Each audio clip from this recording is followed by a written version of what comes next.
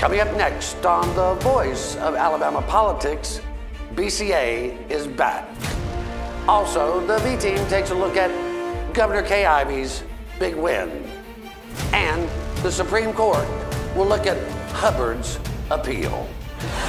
I'd like 10 million people to hear that you've done something stupid. That's my joy in life. Stupid? Yes. Corrupt? Maybe.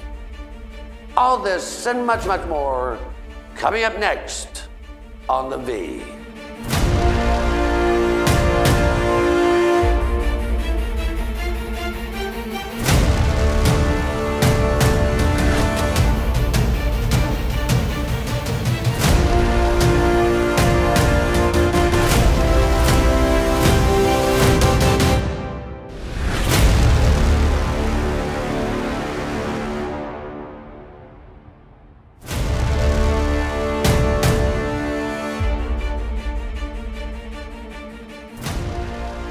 Welcome to The Voice of Alabama Politics, where we tackle the tough issues so you have the hard facts. I'm your host, Bill Britt, and as always, I'm joined by the V-Team. Welcome all. Hey, happy Patty's Day. Yes, happy Saint Shamrock. That too. How's your Shamrock, Jack? I hadn't checked it lately. Well. That Mobile leprechaun, we're still looking for that guy. Yeah. You know, do you feel more comforted this week that you have Josh here to cover you, get you back? Because we are on the same page. That's right, me and Jack. I know. Peas in a pod. It's scary sitting in between y'all, honestly. So, which one of you would like to start off railing against the Rebuild Alabama? Raise your hand. I'm going to defer to Josh. Oh, so which part would you like? Well, okay, so Kay Ivey had a big success. She got her bill passed, Rebuild, and it's about infrastructure in the sense roads, bridges, and ports. I know, Josh, you've had a problem with the fact that it raises taxes on the working class it affects them more than anyone else. My position has been that we are building for the future, but I understand your point of view, and I just kind of want to. You weren't here last week, so I think we're. First of all, I believe that this photo is going to come back to haunt her for a while, and the really great memes out there with that. But I do. I have some problems. I think a lot of people have some problems with the way this was passed, with the kind of the behind-the-scenes scheme that took place, where this wasn't out there during the elections. They kind of kept this tight to the vest, and part of that is that, we didn't force our governor to debate anywhere. And so, I think we have that as a problem as well. But yeah, passing it to the working class people, another regressive tax on poor people. When you start to do the math, yeah, it's a flat tax that affects everybody the same when you go to the pump. But when you factor that into what everybody brings home, it affects the guy that makes $30,000 a whole lot more than the guy who makes $300,000. And Susan, don't you think, to Josh's point, we're not done yet? I mean, there are people that are out there pushing that we lower or eliminate grocery tax on groceries, which I think is just absolutely a sin. Yeah. I mean, I don't think they're done with it. There's going to have to be some ways of easing the pain. Whether it's the grocery tax or it's the lottery bill or something like that. Well, first of all, this gas tax does not cover everything that's needed. There's another 27 cents out there per gallon that we need. So we're going to have to find it from somewhere else. So there's going to have to be a balancing act among all of this, whether you're pulling back the regressive tax or finding money somewhere else too. Well, Jack, I know you've had several issues with it as well. Now that you've got Josh here to... Well, mainly that we were misled from the beginning. We don't know what this, and all these new guys, well, even some of the old guys, how are you going to vote on this? Well, we haven't seen the bill yet, Don't know what's going to be in it. I can't commit to a yes or no, and all of those people meant, yes, I can. And they roll the bill out in the House, and then the server goes down where the general public cannot even look at that's one of the three great lies, Jack. The server's down. Yeah, I do know. But I think we were totally misled.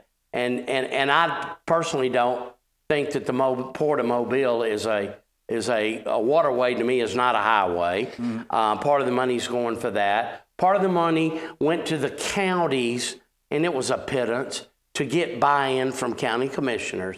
And then you have thieves and robbers like Arthur Orr, who now decide once the bill is passed, I need to take $10 million from that bill and put it up here in a river port in Decatur. Yeah, and if they start doing that, they're all going to look like a bunch of crooks. Well, and liars. Yeah, well, this is the point that I had made prior to this whole thing passing was, yes, it is true that you were in the first year after election for most of these people here, and so there's going to be a whole lot of time there. The problem comes in the fact that you can total up what this is going to cost everybody over the course of that time. So when the next election rolls around, you can put that number out there in front of people, and you're going to have all of these people with all of these $10 million for this port or $5 million for this thing or that thing to hit the table there, and you can hold that against them as well. So there's going to be some pretty big problems, I think, once it comes election time again. And, that said, we are in a straight ticket voting state. Right. I mean, it's only going to hurt so bad. Yeah. But I think, in my opinion, this is where I come from,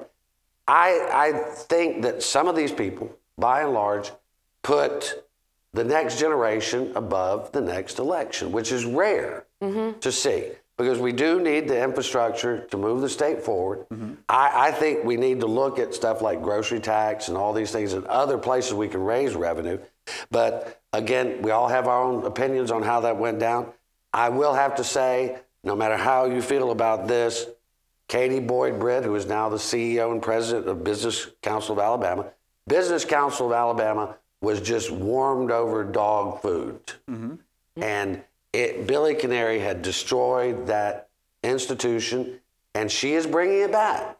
And the first thing was she took on this issue. Now, I think she probably would have just soon not had this issue on the table as a first act. But I think it was there because BCA had pushed for it for the last 2 years, Susan. So this is what her members wanted, and so that's what they did. And she did have to get a lot of negotiating done to get some of her members on board. Not all of the members, I think the trucking industry was not really on board with the gas tax. But she made a good point in a speech she gave this week to leadership Baldwin County, in that if we're looking to economic development, if we're looking to attract businesses into Alabama to improve our state, they have to see us investing in ourselves so that they can be assured that when they invest here, we'll also take care of their investment. Yeah. So this is part of that. Well, and I think she made the case that, if you built a house in 92 and you didn't put a new roof on it ever or anything like that, it's going to be hard to sell it the next time. But I don't want to get too far off on that. We're going to probably have to hold this next segment over. Yeah, I believe so. Jack? I just, for her, I think that when Canary left out of there, the one point that I made was this is a private organization that is made up of business people, and it's for business people here, and it's to push their agenda. Yeah. And that wasn't happening with Billy Canary. No, it was not. They were losing ground, and I think that there is no denying that they made a big push in this, and they made a lot of leeway in it, whether you agree with what happened or not. And it wasn't done in a strong arm, push it through where she left a lot of hurt feelings in her wake there. And I think that'll play very well for them in the future. And Susan, she said that if they did it on the grounds that they just could not, see raising the tax. She said, when she would talk with legislators and say, okay, you have a no vote on this, can you just walk me through? She said, if they're willing to tell me why they're against it, I'm willing to listen and help them with what I can. But if it's just based on election, that's not a way to think about our future. We're going to have to leave it right there. You're watching the voice of Alabama politics. We'll be right back with more news and opinions.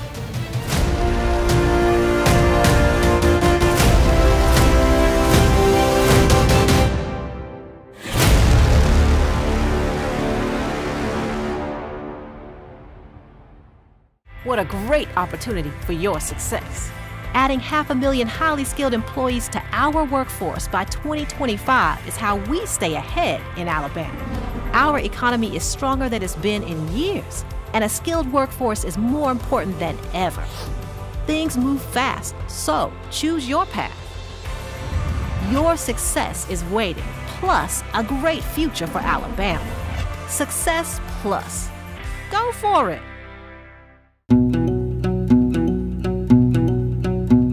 The Energy Institute of Alabama promotes reliable, affordable, and clean energy to help grow our economy, create high-paying jobs, and build public support for Alabama's energy industry.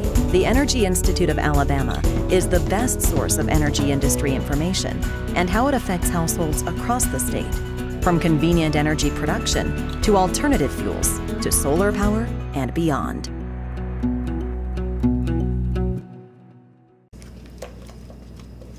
What are you doing today, babe? I thought I'd head down to the lake with the guys, do a little fishing.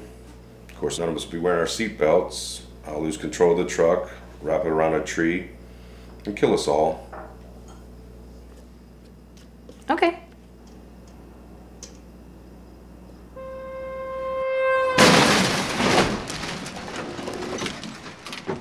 Drive safe, Alabama. A message from your Alabama Department of Transportation.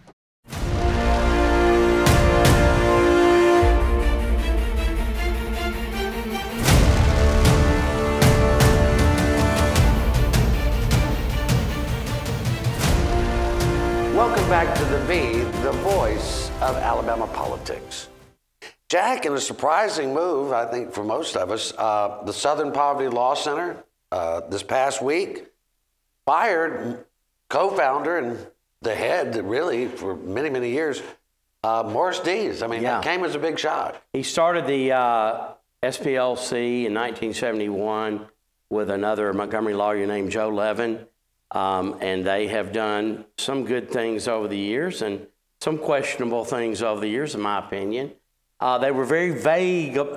They talked about inner office policies they were going to need to change and all that. So it's kind of vague as to why they let him go. But that's a pretty big deal. Yeah, it is. Made the LA Times, the New York Times. And well, Josh, you had you saw internal memos and emails and the likes, and you reported on that. There's a lot more detail than they wanted out. Yeah, I would say so. Although, they were not shy about sharing things back and forth within the SPLC. So I think that, that got out. And, from what I could read from the emails, it was a kind of a combination of things. And the employees, it was basically a mutiny that was happening in there because they felt like some long-running things had not been addressed or had been covered up. Specifically with Morris, they had a problem with some sexual harassment things, some allegations that had taken place, and they felt like the leadership there had not taken those allegations seriously. Now,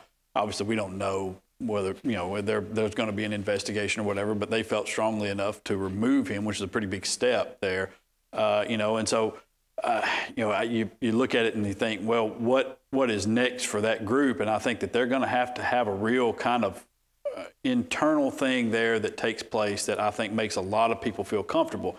Now, I don't know, when you have attorneys that are, and a whole group of people, their whole goal in life is social justice and things, those folks are going to move for that, and especially in their own workplace. And so I think that it'll get itself corrected over the course of time, and the SPLC will probably be a better place for it. Susan, he's 82 years old, and he says that any allegations of sexual impropriety or harassment are false. Of course, you wouldn't expect people to say anything differently, would you? Well, certainly not. And let's just be honest here. What now is deemed as socially inappropriate for somebody who was raised in the 50s, there's a little bit of a different definition here. But like as Josh said, they're also talking about bringing in an organization to reset the tone of the workplace to make sure that not only is it not sexual harassment going on, but also that all groups, whether it's women, ethnic groups, or whatever, within the organization, their voices are being heard, regardless of the subject. Yeah, and I think, times change, Jack, and it's well, one thing for sure, with Morris gone, it won't quite be as smug and arrogant as it has been since its inception. Well, listen, there's some good folks over there. Yeah, they do some good work. Morris, and the end of it is the end of it, and whatever happens, I think everybody can accept. But let's be clear. Morris did some good work. And look, whether you like them or not, they have been on a mission. Yes. And we champion anybody who stays on mission to try to do good. Yeah. So we will leave it at that. This last week, Terry Lathan, Jack, got all cranked up with Doug Jones because he said that Republican-led legislatures have been trying to disenfranchise black voters. And Josh, she said, she had a column in our publication that said, "Stop it, Doug Jones." And then Josh wrote one back and said, "Stop it, Terry Lathan." Yes. Well, I take Terry Lathan's side in this argument because I have lived through the voter fraud, especially going back to '94. I lived it firsthand because of the Perry Hooper absentee ballot case that went to the federal courts and was decided that you couldn't change the rules of the game after the game had been played. I think there were a lot of dead people who voted in Greene County. There were felons who voted in Hale County. There were felons who voted in Dallas County, all knowingly orchestrated by local polling officials. I see nothing wrong than a voter ID or a picture ID to vote. You said a key term there, absentee ballot. That is where 95% of your fraud comes into play. The other things that you said there, are in terms of the fraud that took place, were the election officials that got these people in there and knowingly took part in this. None of that. It went on at Alabama State for years, I can assure you. None of that is solved by voter ID law. None of it. None of it is solved by voter ID law. It does not change one bit. Felons voting at a polling They place? knowingly let them in to vote.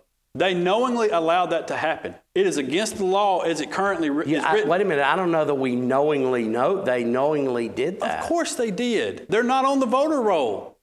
If they're not on the voter roll, then how do they get in to vote? Well, it doesn't matter, Josh. Yes, it does matter. Okay, it does matter in terms of the law that we're talking about here. And that's the problem I have. I have no problem with you passing any law you want to pass to stop absentee ballot fraud and all these other things. Any law that you want to pass, I am all for it and will stand there with you. But there was no problem with this. When you got John Merrill willing to come out and take your picture and make a voter ID for you, what is so hard about it? How does that disenfranchise anyone? Because it's another step that people have to take to vote that is unnecessary. They looked at it, the law in North Carolina, when it went to court there, they looked at what took place there, and the federal court there said it was almost surgical in how they targeted black voters. And that's exactly what has taken place in all of these. All right. Match point? Do you want to go? Okay. I'm just saying, nobody likes voter fraud. I see nothing outrageous or difficult for someone to get an ID. And when you go vote, you hand it, and that's an easy argument. That's an easy argument, okay? It's an easy argument to make, but the problem is you're making an argument for a problem that never existed. Susan, do you feel like you're watching a tennis match? I kind of feel like I need to be running out along the net, picking up the ball. Well, both good points. I tend to think that they did do this intentionally. I don't see a problem with having voter ID. I have to have a voter ID. We had ID laws now. We had ID laws. Yes. It just wasn't a picture ID that people had to go and get. Again, I have to have an ID for almost everything I do. I can see that. But I also believe that some of our Republican friends did this because they wanted to. Not one case Black 25 years of impersonation fraud in this state prior to that happening. That's reported. That was even tried or brought. Well, not one case. I will say that there are a lot of politicians out there impersonating a thoughtful, caring person. How's that? Oh, good voter. God. Bleeding, welcome to Bleeding Heart. I love you, Jack. I have no bleeding heart. I will stab all of them in the heart with a rusty knife if they do wrong. All right, you're watching The V, the voice of Alabama politics. Match set.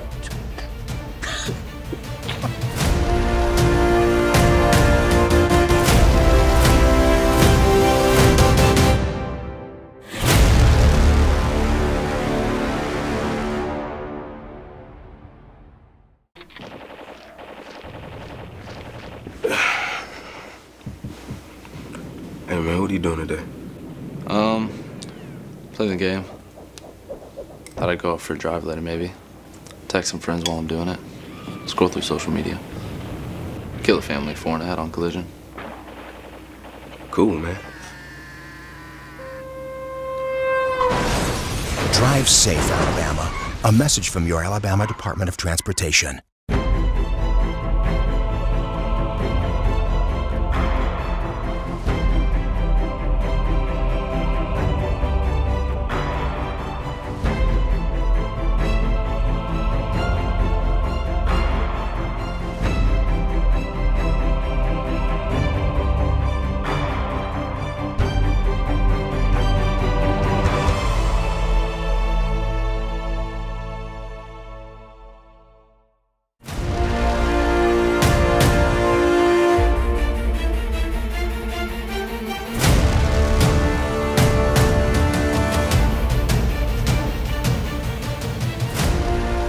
Welcome back to the voice of Alabama politics.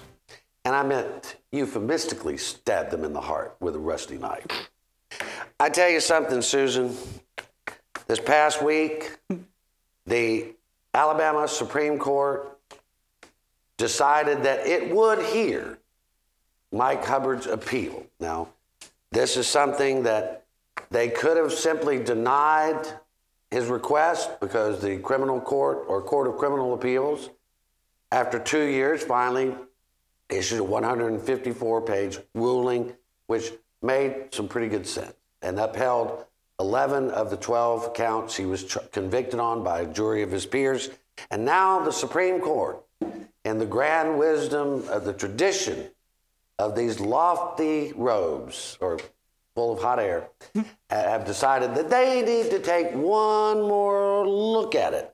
Now that it could be because they want to make sure that it's such a big case that's done right, or they could be trying to overturn some of the count. They got a 154-page, rundown of every detail of the case, but they need to hear it again. Makes me just a little suspicious. I mean, this was kind of a slam dunk, guys. I mean, even the last time that Hubbard appealed through the Criminal Court of Appeals, the Supreme Court, brought it up and decided not to hear it. There's a lot of questions behind why now they want to hear this case. Jack, it's about a month after an election. It's been 1,000 days since he was convicted, and now they want to hear it one more time. It's a bunch of BS, total BS. There was a jury of his peers in Lee County who took 24 charges and whittled them down to 12. Am I right? 23 and whittled them down to 12 on ethics laws that Mike Hubbard and Bob Riley wrote and presided over in the December of 2010. He knowingly did this. He knowingly skirted the law. He used his office for personal gain. He was convicted. Criminal appeals wouldn't hear it. But all of a sudden, these folks that took the same money from donors that Mike Hubbard took are now willing to listen to it. That's crap. That's just bull crap. Josh, I think he may have uncovered the dirty secret of our Supreme Court, right? Yeah, it's surprising. I know. Oh, yeah, now that's shocking. It's real shock that the Supreme Court of Alabama is not on the up and up. Look, it's such a farce, and nobody at this point, let's just start with the fact that after 1,000 some odd days, they wait until a month after or 2 months after the election to bring this up. All right, so the real coincidence there. And on top of that, you have this ruling that was there, this 154-page ruling that was everyone in the legal community looked at that and thought, what they're doing is they're simply writing this for the Supreme Court. Right. They're making this to where they don't have to do anything but just deny it. That's the reason why it took them so long. That's the reason why they went through this thing and made it so thorough. That's the reason why they kicked out one of the charges on that, was to make sure that there was no reason for the Supreme Court to do anything, because nobody trusts them with anything. Right. All right. Really, it's like no one can trust them with anything at this point. So here we are after the election, and all of these people involved in this case have donated to these guys sitting on the Supreme Court, and suddenly they want to hear the case. And you know what's coming. You know what's coming. You know it's going to be some nonsense. Yeah. And nobody's going to take it seriously, and then you'll all go vote for these guys again. Well, and the thing that bothers me the most, and I understand that guys like Will Sellers, Justice Will Sellers, is a partisan. I mean, he's had partisan PACs. He's been an officer in the Republican Party. He has told people in the past that he didn't think they should have prosecuted Hubbard in the first place. He has said that they ought to be out prosecuting Democrats and not Republicans. I know he's a partisan. I'm quite certain that Mike Bolin is a partisan. And I don't know enough. I had thought that Chief Justice Tom Parker would have had enough influence and chutzpah to say, no. We're not going to bow to the wills of some shenanigans of big donors or whoever's doing this. And Susan, I don't think they overturn everything, But I think they give him some outs. I'm telling you, well, I think it's not just him they're giving outs to Yeah. there. Yeah. I think there's some things called principles attached to that language in there. That, and if they go in, and which is what everybody suspects, is those are the 3 counts that they're going to go in and get rid of. Yeah. Simply because these very powerful men in the state of Alabama do not want their name associated with a felony. Whether they were indicted or not, they just don't want their name associated with it anymore. Yeah, and that's troublesome, Jack.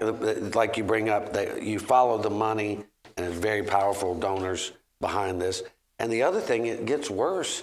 Heck, you don't know that the Attorney General's office is actually going to mount much of a defense. Yeah, we don't know what's going on. Since Steve Marshall is bought and paid for by the same people who bought and paid for the Supreme Court, bought and paid for Hubbard. Mike Hubbard. I mean, it's his own staff testified against him. Yeah, I know. His own staff. The thing that ought to get most people about Hubbard, and whether or not he's guilty or innocent on all these things, which we all know he's guilty, but is number one, he tried to get himself out of this stuff. He tried to cover it up. And then his own staff was saying, oh, we don't want no part of that. They were literally running out of the room when he was doing some of these things. And they testified to that on the stand in the courtroom. And that's what those people up there convicted him of. Right. And now they're acting like, well, principal was confusing. We don't know what principal was. We don't really know what to think about it. No. The jury in Lee County understood it. And the criminal court of appeals said that jury